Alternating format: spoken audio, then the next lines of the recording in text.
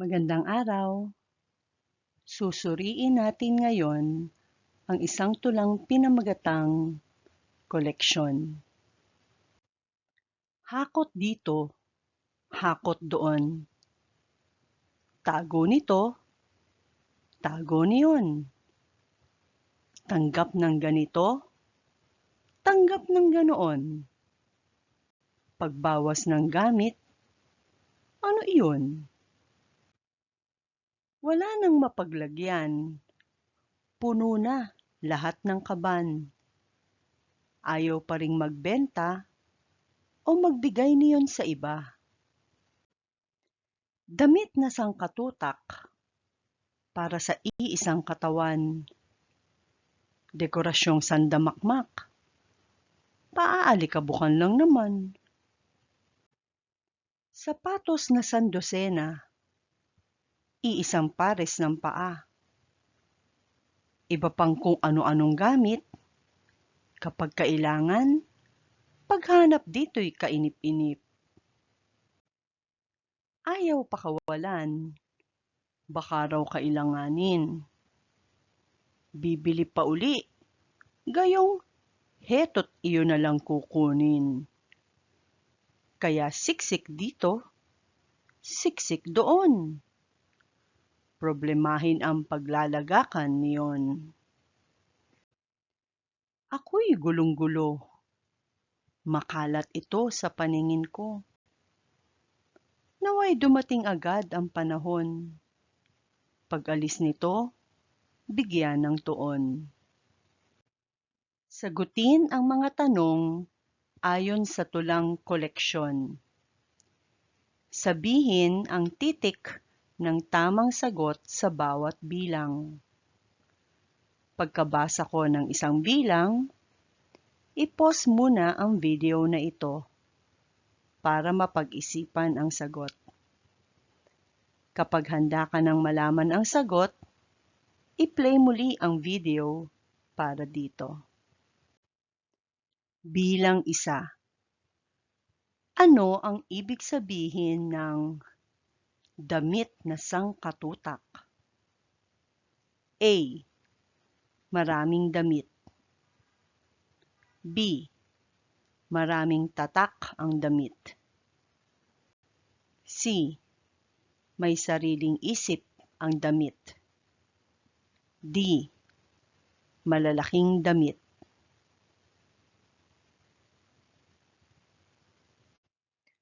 Ang sagot ay A. Ang ibig sabihin ng damit na sangkatutak ay maraming damit. Bilang 2. Ano ang ibig sabihin ng dekorasyong sandamakmak? A. Mga kagamitang hugis sandalyas o sandals. B. Mamahalin ang mga palamuti sa lugar. C. Maraming gamit na pampaganda ng lugar. D. MacBook ang mga kasangkapan niya.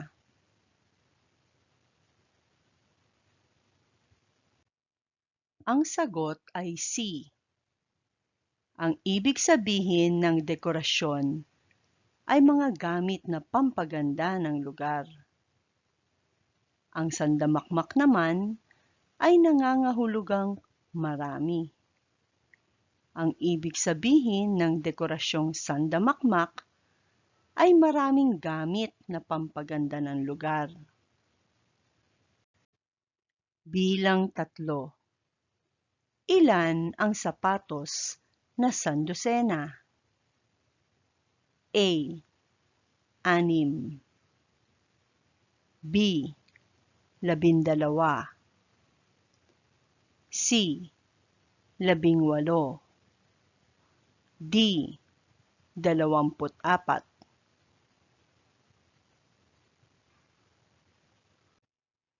Ang sagot ay B.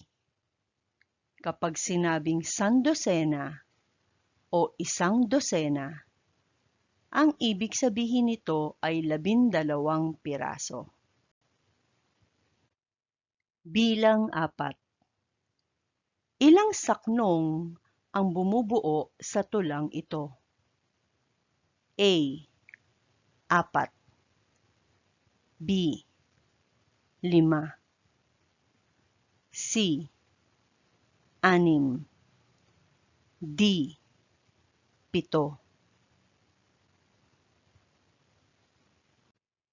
Ang sagot ay C. Ang saknong ay pangkat ng mga taludtod. Ang tulang ito ay may 6 na pangkat ng mga taludtod. Bilang 5. Ilang taludtod ang bumubuo sa bawat saknong nito? A. 4. B. 5. C. 6. D. 7.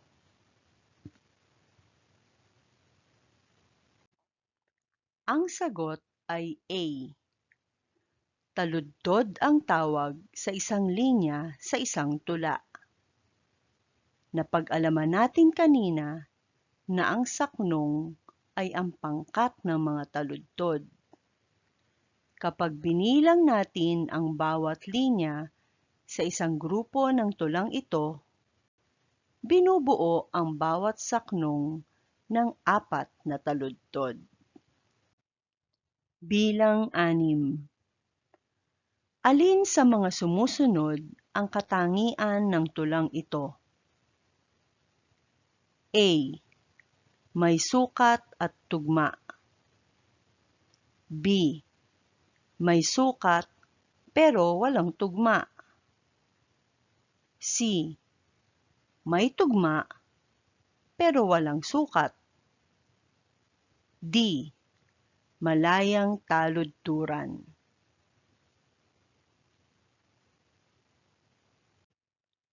Ang sagot ay C. Ito ay tulang may tugma o magkakatunog ang huling pantig ng bawat taludtod. Tingnan natin ang unang saknong. Ito ay may tugmang Y, Y, Y, Y. O magkakatunog ang huling pantig ng una hanggang ika-4 na taludtod. Doon, niyon, ganoon, iyon. Pansinin naman natin ang ikalawang saknong. Ito ay may tugmang Y, Y, Z, Z. O magkatugma ang huling pantig ng una at ikalawang taludtod. Mapaglagyan, kaban. Magkatugma naman ang huling pantig ng ikatlo at ika-4 na taludtod. Magbenta, iba. Dumako naman tayo sa ikatlong saknong. Ito ay may tugmang YZ, YZ. O magkatugma ang huling pantig ng una at ikatlong taludtod. Sangkatutak, sandamakmak. Magkatugma naman ang huling pantig ng ikalawa at ika-4 na taludtod. Katawan, naman. Sa isang banda, ito ay walang sukat o hindi magkakapareho ang bilang ng pantig ng bawat taludtod. Suriin natin ang unang saknong ng tulang ito. Ang unang taludtod ay may 8 pantig. Ha, kot, di, to, ha, kot, do, on. Ang ikalawang taludtod ay may 8 pantig din. Ta, go, ni, to, ta, go, ni, yon. Pero 12 naman ang pantig ng ikatlong taludtod.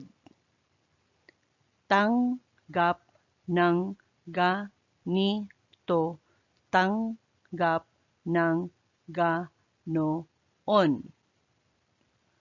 10 naman ang pantig ng huling taludtod ng saknong na ito. Pagbawas ng gamit ano iyon. Iba-iba ang bilang ng pantig ng bawat taludtod nito, kaya ito ay walang sukat. Bilang 7. Alin sa mga sumusunod ang mensahe ng saknong na ito? Hakot dito, hakot doon. Tago nito, tago niyon. Tanggap ng ganito, tanggap ng ganoon. Pagbawas ng gamit, ano iyon? A. Wala siyang tinatanggihang gamit na ibinibigay sa kanya. B. Parami ng parami ang kanyang mga gamit. Pero mukhang wala naman siyang planong mag-alis ng iba sa kagamitan niya. C. Kinukuha niya ang mga gamit na gusto niya kahit hindi naman kanya iyon. D. Mahilig siyang maglagay ng gamit sa mga lugar na hindi agad makikita ni numan.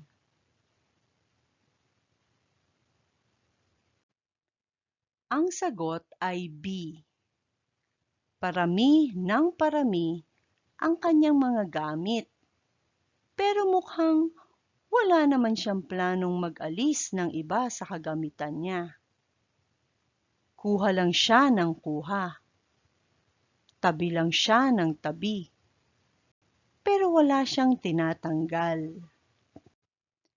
Bilang 8. Aling saknong ang tungkol sa hindi niya pagbebenta o pamimigay ng mga gamit dahil umaasa siyang magagamit pa rin niya ang mga iyon balang araw? A. Saknong 2. B. Saknong 3. C. Saknong 4. D. Saknong 5.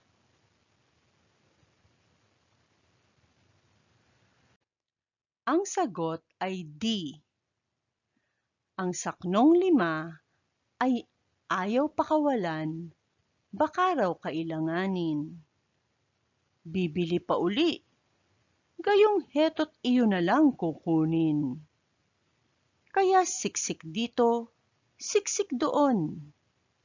Problemahin ang paglalagakan niyon. Bilang 9. Alin sa mga sumusunod ang mensahe ng saknong na ito?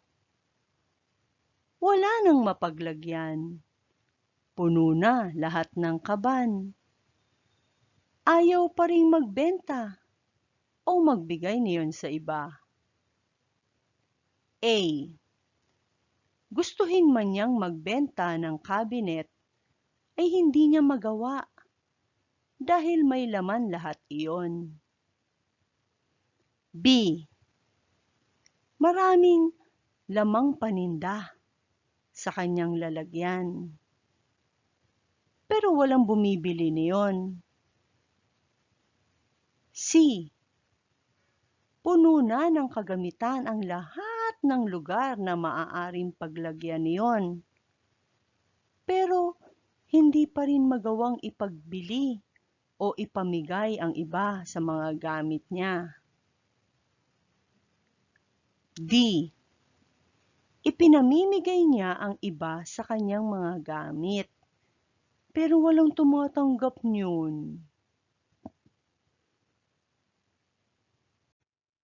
Ang sagot ay C. Puno na ng kagamitan ang lahat ng lugar na maaaring paglagyan niyon, pero hindi pa rin magawang ipagbili o ipamigay ang iba sa mga gamit niya. Bilang 10.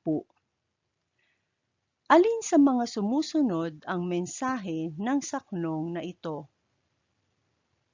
Damit na sangkatutak para sa iisang katawan. Dekorasyong sandamakmak. Paaalikabukan lang naman. A. 3 patong ng damit ang kanyang isinusuot upang mapakinabangan ang napakarami niyang damit. Marami rin siyang isinusuot na accessories, nakaterno ng kulay o disenyo ng kanyang suot. B. Mahilig siya sa mga damit na puno ng dekorasyon. Ayaw niya ng mga damit na walang disenyo. C. Dahil sa dami ng kanyang damit, madalas siyang magpalit ng damit sa isang araw upang maisuot ang mga ito. Hindi na niya magawang linisin ang kanyang mga gamit, kaya puno na ito ng dumi. D. Napakarami niyang damit, pero hindi naman kayang isuot ng sabay-sabay. Ang dami rin niyang kagamitang palamuti lang sa lugar.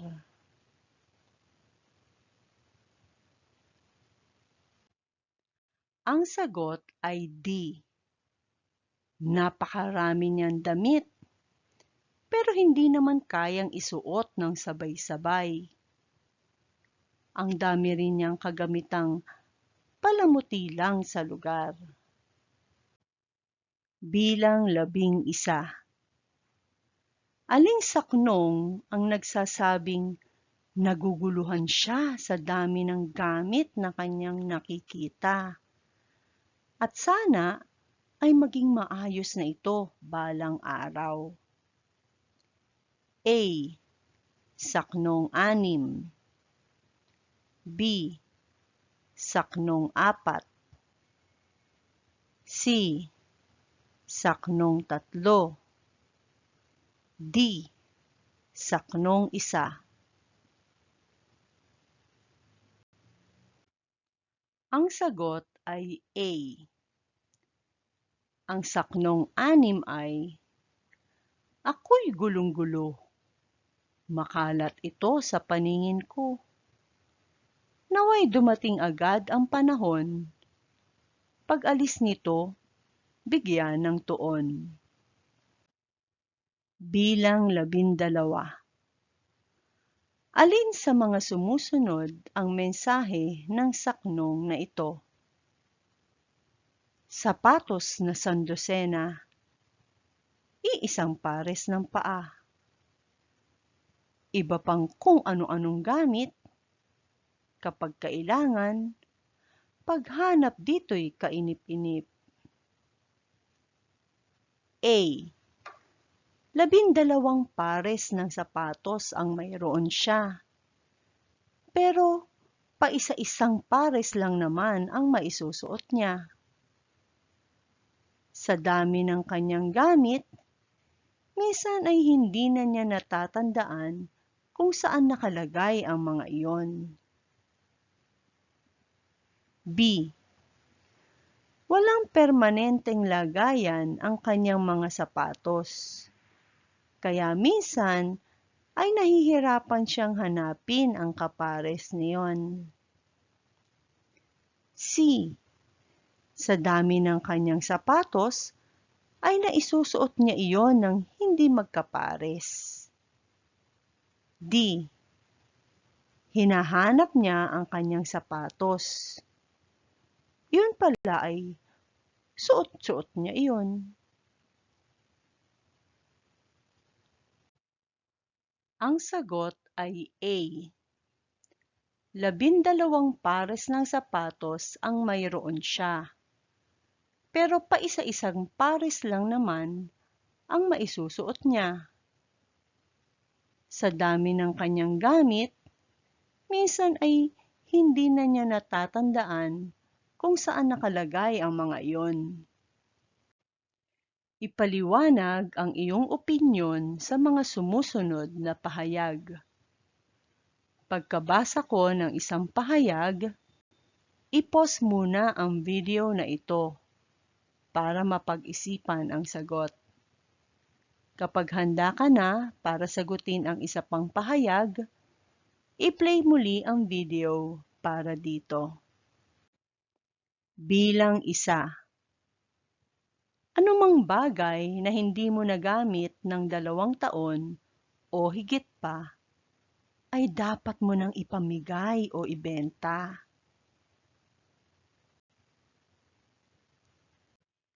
Bilang 2. Alin ang mas matalinong gawin kapag puno na ang mga lalagyan mo ng kagamitan? Magpagawa ng panibagong cabinet o magbawas ng kagamitan? Ipaliwanag. Bilang 3. Kapag kailangan mo nang magbawas ng kagamitan, ito ba ay dapat mong ibenta? O mas mainam na ipamigay na lamang sa iba? Ipaliwanag. Bilang 4. Kung may 3 kagamitan kang aalisin na sa iyong pag-aari, ano-ano ito? Bakit?